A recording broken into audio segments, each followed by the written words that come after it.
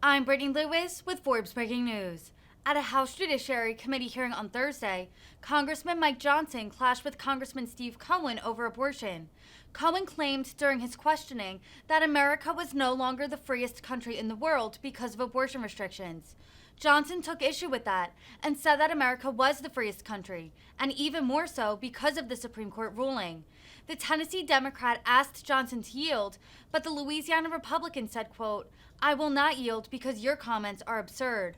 Listen here to see their fiery exchange. Mr. Cohen is wrong. Canada's not the most free country in the world, young people.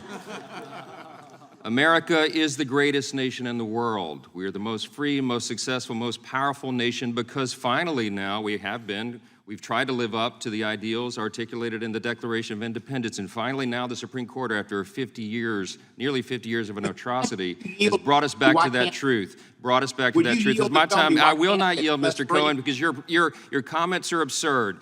This hearing is absurd. Your comments are absurd. You're absurd. It's Mr. Johnson's time, Mr. Cohen. Thank you. This hearing is absurd. The Democrat majority has called us here for this hearing entitled "The Threat to Individual Freedoms in a Post-Roe World." Come on. The first inalienable individual freedom is the right to be born. It's the right to life. We boldly declared that in our nation's birth certificate. America should continue to uphold the sanctity of human life, and state and local and federal government officials have a duty, a constitutional responsibility to protect that fundamental right. All life is precious, and there is an inherent compelling interest in protecting unborn children because they are unable to protect themselves. But the radical advocates of abortion are now completely unhinged, and they are seeking to trample on the individual freedoms of all those who disagree with them. Over the weekend, the left-wing activist group Shut Down DC offered $200 bounties for public sightings of Supreme Court justices they disagree with.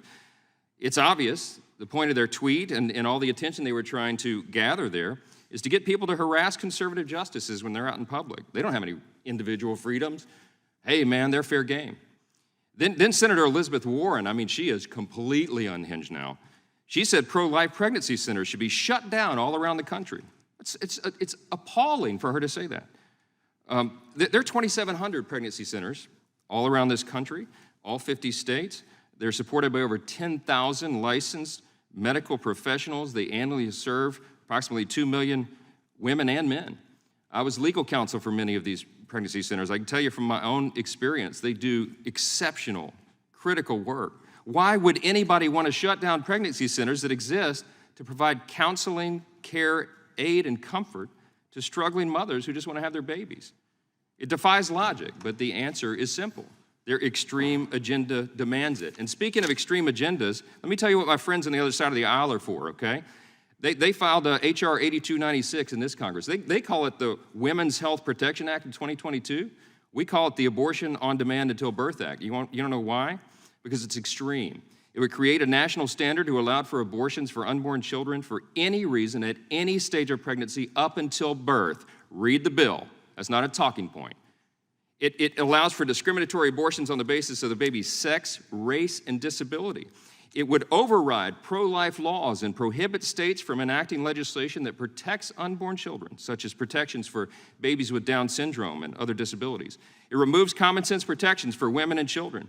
For example, the Abortion on Demand Until Birth Act, the Democrats' bill, would not allow states to enact laws to ensure parental involvement for minors, laws to protect women from coercion. They don't care. The agenda demands, the zeal for this demands that they override all that. Their bill includes vague language that could also weaken conscience protections for medical professionals and limit their right to refuse to participate in an abortion. You think that they're not all on board for this? Guess what? On September 24th of last year, all but one Democrat in the House of Representatives voted on an almost identical bill. Go look it up, H.R. 3755. Abortion on demand until birth. That's what this agenda demands. Ms. Foster said it so well earlier. You mentioned this agenda begins with dehumanizing the unborn child. I just have a minute left, but in my experience, my colleagues here are not able to acknowledge that what is inside the mother's womb is actually a child. In your work and your experience, has that been yours as well? It has been. There's a reason, I think, that they won't acknowledge that it's a child, because then it allows them to pursue this radical abortion on demand until birth.